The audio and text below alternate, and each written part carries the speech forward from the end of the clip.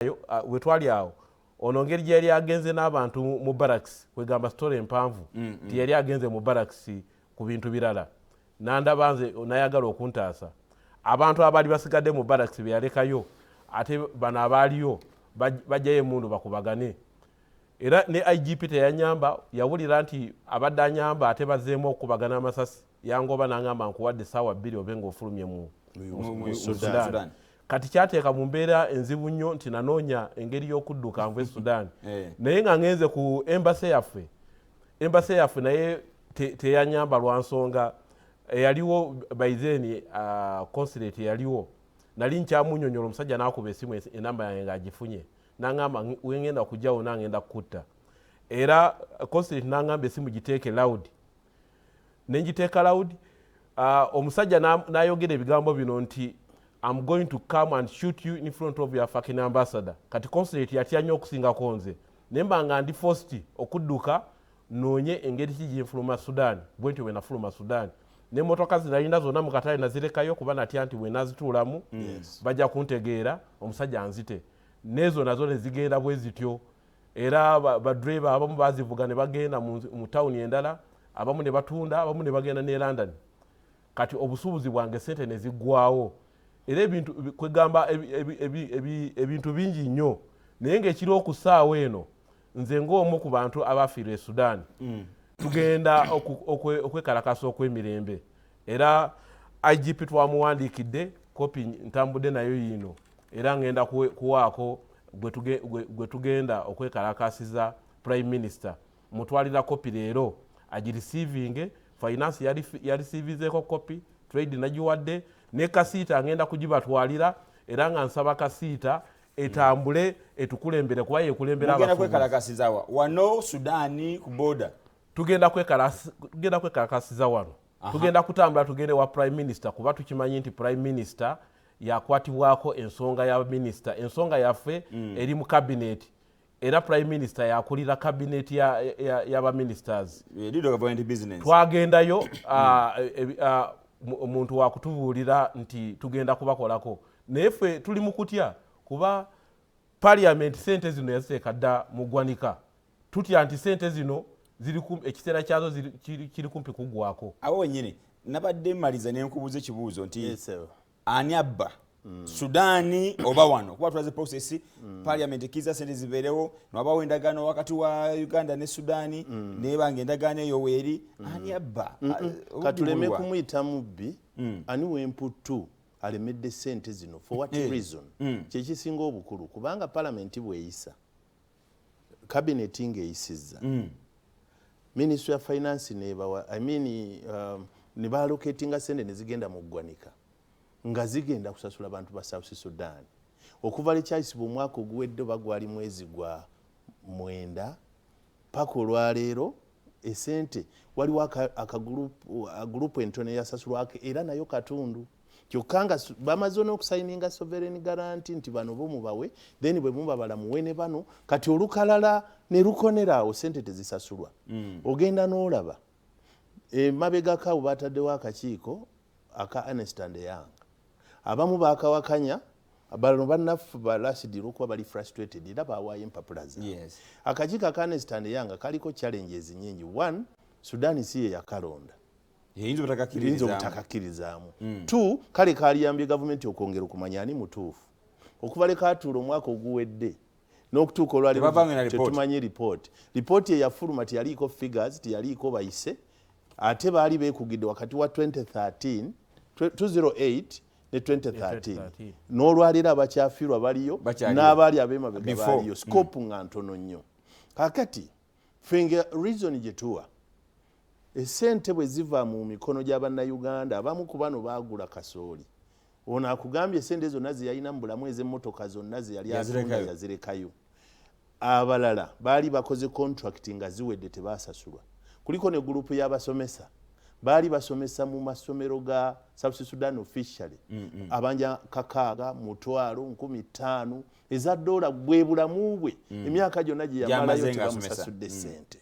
Olwaleero balese oganyo basasula kyokka resolution ya parliament emaze okuyisibwa ekintu wekyesibidde waliwo obutakkaanya wakati wa ministry ya trade gye nkugambye yasooka okututeeka kakiiko ne ministry ya finance. Finance bwefulumya trading egamba ffe situmanyi. Trade bwefulumya nti mmwe munaasasula. Twagala kusaba gavumenti ministries ebbiri ezikake zikwatagane abantu bano baweebwe ssente ekyo kimu. Kyakubiri nze nayogerako ne muganda wange Muhakani's permanent secretary wa finance. Waliwo abaagaana okugenda mu kakiiko bo ne bagenda mu kooti. Omusango we gwakoma ne we gutaakoma simanyi. Naye nabo baba batugamba kooti yalagira babasasule.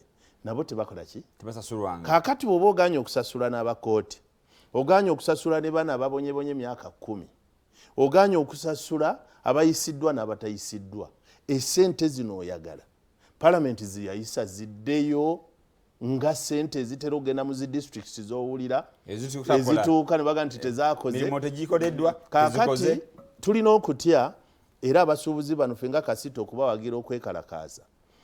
1 tumanyidde ddala bulungi budget system bwekola. Singa bakuteekerawo omutemu awo gukozese n'otogukozesa, bwe guddayo mu national coffers mu ggwanika era si gwe asalawo wagye zinaddira okukola. Naye abantu bano bafiiriddwa amaka gaabwe, bafiiriddwa emirimu gyabwe, pressure zisse gurupu esinga obunene kati baana be bazze ne babanja. Naye ng'oyagala ki? Bwebanga obulumi palamenti kwe yasinzira siga nti Uganda ngagga, Uganda erina ebyetaago bingi nnyo. Naye yamala kuwulira bulumi bw'abantu bano, omuntu yajja n'emmundu ng'akunoonya, gw'otutte ebintu by'obitunde. Naye olw'okuba ogenze ewa ambasada n'agandi ngenda kukusanga awa ambasada woli nkukubirawo amasasi nga ne fucking ambasada waalaba.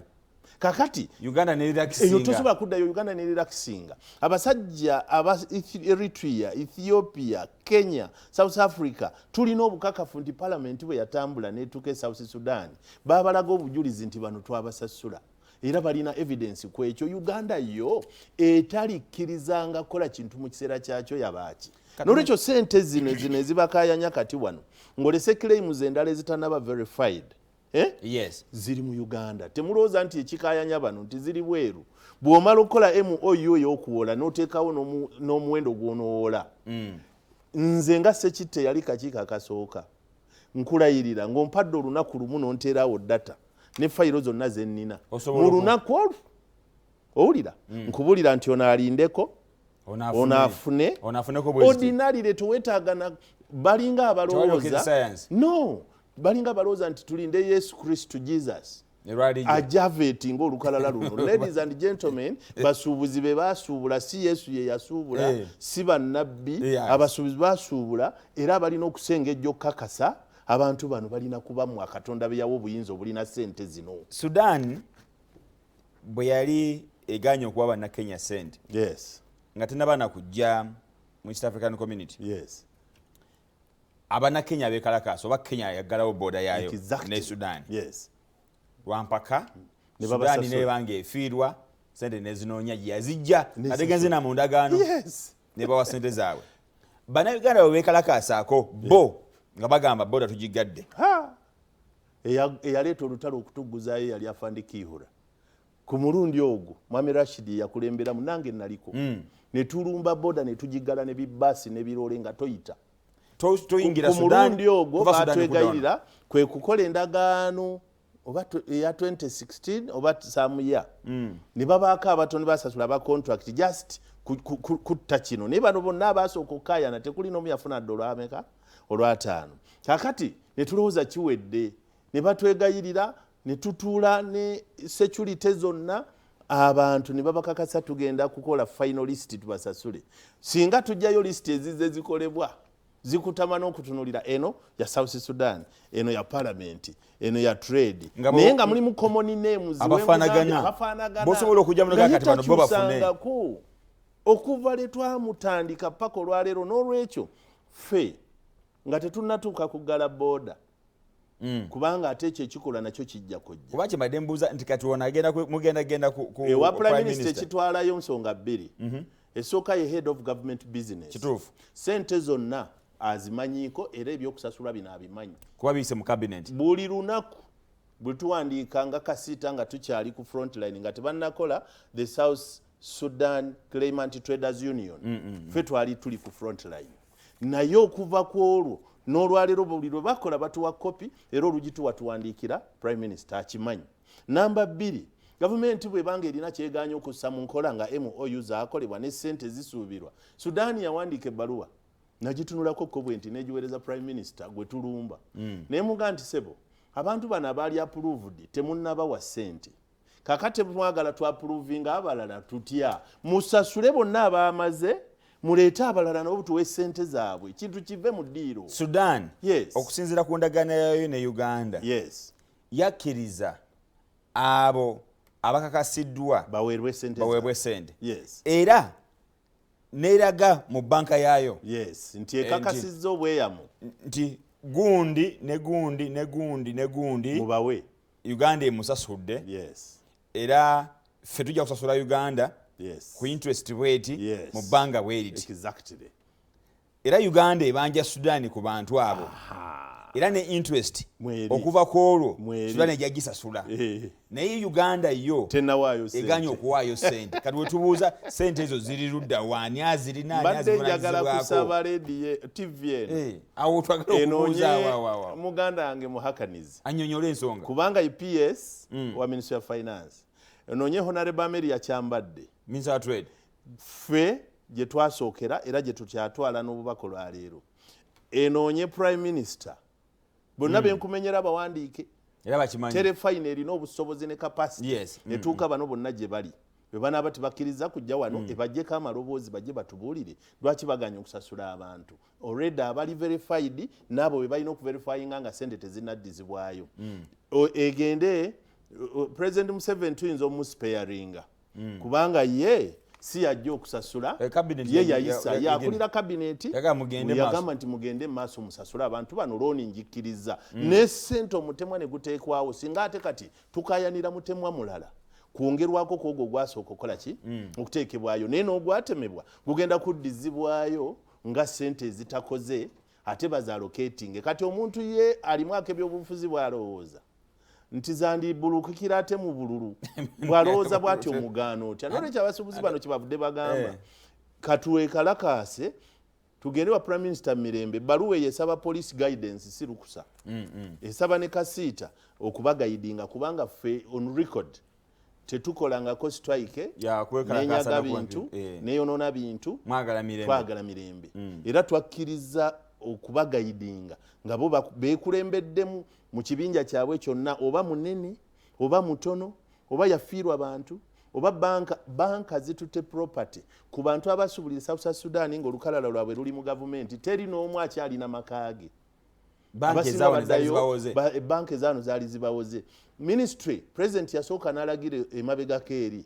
n'asaba banka zirindeko okutwala ebintu by'abano ne balowooza kinaggwa banka ne ziddamu ne zibinumba nga ne president akyalina kyayinza kukola ki ekintu kye wakozesa obuwumbi ekintu kye wakozesa miliyoni ne miliyoni kyattractinze interest ya myaka 3 banka kyeyinza okugumikiriza paka omulundi ogwo eba erina kitunda naye nga lwaki nina kyembuuza yes Sudan ne mukula shida yinza okunziramu Sudan wakyaliyo business ekolebwa bannayuganda bannayuganda bakyakolagana ne Sudan mu byokusobulagana era bwe babaje bali bannayuganda kikubandi kinabikiranga bannayuganda abanene ndowooza abalina endo abalina obusobozi obw'enjawulo abasobola okukolerayo bokka simanyi wakyali abakolerayo ssente Sudan wakyali omanyi mu Uganda mwe muli abantu abalina ebizibu ebingi ennamba esinga abantu abagenda Sudan mulundi ogusooka teri yayinza okulinnya Sudan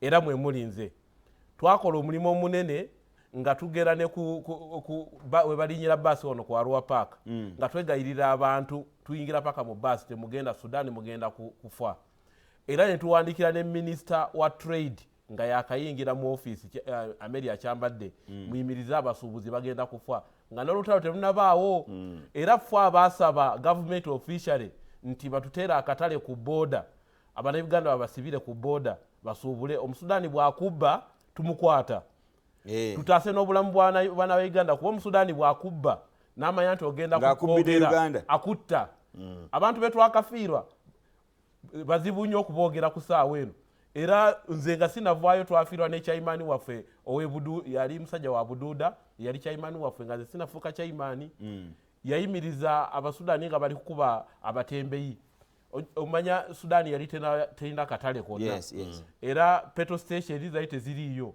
nga batunda amafuta nabo batundira mu budomoolo Bannayuganda be bagenda okuyigirira abasudaani okukola business nga tebanamanya obusuubuzi kati bo bazimbayo petrol station 2 ne bafulumya amateeka bazuuka ssaawa 11 kujja kumenya amayumba Abannayuganda be basula ku makubo n'ebigurede era abantu abamu baali bakyalina mu buliri bebaka ne bakuba abantu emigo kati chairman okuvaayo n'agamba nze akulira abantu bano nsaba twogere nabo tubawe direction omukulu wa poliisi yali alina amayinja 3 yayingira mu motoka n'ajjayo emundu eriko ekiso n'amufumita ebiso n'afa abaana bamuyita Tone Makwi wa Bududa omuntu oyo n'abaana be paka ssaawa eno n'abantu be babonaabona kakati ku ssaawa eno ekibuuzo ky'obuuziza baani abagendayo abantu abadde bagendayo bali connected ne gavumenti mulimu ne balamu naye mwawulidde ebibye yakayitawo emyezi emeka era baali bawambye abantu be nabo nga bagenda kubatta naye twavaayo ng'abantu abawansi naffe ne tugamba singa banaabatta naffe tugenda kutta Abasudaani ekitali kirungi naye ndowooza omulanga baguwulira abantu abo tetuddamu kuwulira ndowooza balamu bakola ki kati abantu abafaana bwe batyo gye bali abali wero connected n'abantu abali obubi omuntu nga yava wano nga yeewoze ssente za banka n'agenda e Sudaani n'akola obusuubuzi ne bamunyaga ati okukomawo wano bw'akomawo wano bamusiba kati ku lwaki tasigalayo wakiri asomba amazzi mu bidomoolo embeera ebeerewo abo bantu abali e Sudaani naye Sudaani teriyo obusuubuzi obutambula kati okuggyako Abasudaani bennyini kati nabo twakitegedde nti kati nabo bayiga obusuubuzi kati nabo basobola okujja wano ne bagula ennyaanya ne bagenda batunda mu nsi yaabwe kati ffe tugamba singa gavumenti tetuyamba ku ssaawa eno ku lwaki tetwenoonyeza Abasudaani abaatubba kuba ffe tumanyi nti abaatunyaga be bano be tulabako wano be balina abaana mu masomero amalungi be basula mu mayumba amalungi kwegamba bavuga emmotoka ennungi mu Uganda ffe nnyini waliwo Abasudaani abali mu bukulembeze mu Sudaani naye nga babeera Uganda nga ewali amaka gaabwe n'abaana baabwe nga basomera wano bwekiri abo betwogerako gwe bwogenda Sudaani eri bebakwata ne bakukuba bebakukuba ate sikukuba kuno abantu bangi be baali bakwata kasita oyogera ekigambo n'atakitegeera oli mu baasi ogenda ayimiriza baasi n'akugjamu n'ayita ow'emmundu n'ajjayo emmundu n'akuwerekera n'akutwala mu nsiko gwoba okomawo n'alagira owa baasi jjawo ebaasi n'akuba amasasi owa baasi n'asimbula n'agenda embeera ezo tuzimanyi naye okwawukanawo ku kiriwo ku ssaawa eno tulina obukakafu nti Sudaani yakkiriza okusasula Bannayuganda okutuggyako obusungu buli gavumenti ya Uganda eveeyo etusasule bweba tetusasudde etuzaayo mu busungu buli oba okutandika okulowooza ebintu byetufiiriddwa n'abantu baffe be basse abantu abafiiriddwa abantu batusingako obunene wadde nga mulaba lisiti ey'abantu abaddayo okutwala mu finance documents zaabwe abantu 106 abantu abafiiriddwa abantu be basinga obungi era nze kwe kusaba kuno okuwandikira poliisi etugaidinge kuba tugenda okutegeka abantu abali wakati wa 5 n'olukaaga lwakuba teriyo omuntu ajja okukkiriza nga yafiira omuntu we obutajja mu peaceful demonstration tyobola tusazeewo nti abantu baffe tuba branding nga tubambaza uniform ez'ekibiina kyaffe nga njeru nga si za kibiina kuba ffe tetuli mu kibiina tetuli mu byabufuzi ffe ekintu kye tuliko kiri kimu twagala ssente era gavumenti bwetuwa ssente tugenda kuddayo tusuubule nayo esobole okufuna emisolo ne ikonomi ekule nga tumaliriza njagala kujja mukulu Kasiita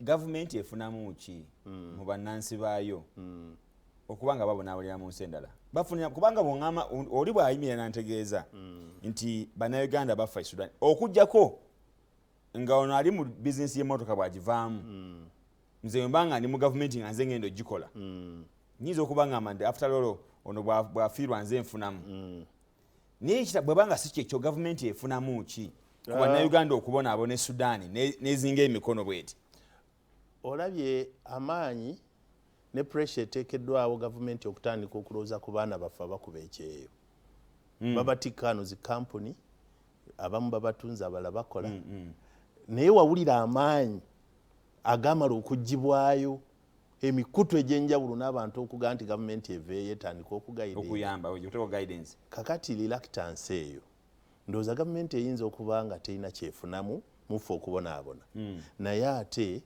kyefiirwa kinene mu kyo.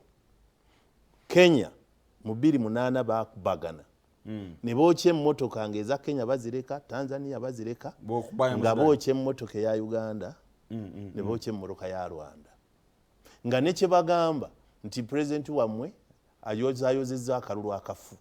Ojjukira pulezidenti obakalika 2008 omusajja w'ekikiiko by'okulonda bwe yalangirira jaaji bwe yalangirira nti kabadde kafu era bakadde ne wabawo congratulation message eyavaawa wanne waffe nga tusiima enkola yaabwe bali ne batukuba ne bayokya emmotoka tubanja miliyoni aga twawangula omusango nga nze omu ku ttiimu erendodde ekintu kino paka leero ne bakola apiiru ne tugiwangula. Teriyo support yonna gye tufuna mu gavumenti sente ez'okudda ninga za bannayuganda miliyoni 4 eza dola sente si ntono ku ekonomi yaffe nga bweri. Miliyoni ezisoba 10 ziriwa South Sudan. Kakati nkugambe nti gavumenti efuna ki mu butafuna miliyoni zaayo 14 nga zitambulira mu bantu baayo.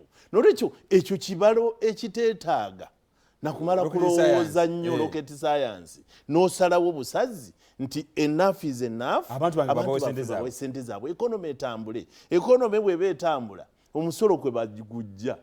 Nze neewunya boogaana bansasule ng'ate bwe naleeta ebintu ojja kunteega ku boda nkuwa omusolo. N'olwekyo njagala okusaba mwami Muhakanizi yasemberayo ddala ekitiibwa mu Ministry of Finance kubanga ya signing omukono ogusembayo mwami Kasaija ne Honorable Amelia Kyambadde Minister waffe w'abasuubuzi okwekalakaasa kuno abantu kwe bateesetese nga 11 omwezi guno ogujja. Poliisi esabiddwa guidance naffe nga Kasiita tujja kuba guidinga butakola fujjo ku basuubuzi bammwe bali bantu tuyinza okutuuka ekiseera ne tulemererwa.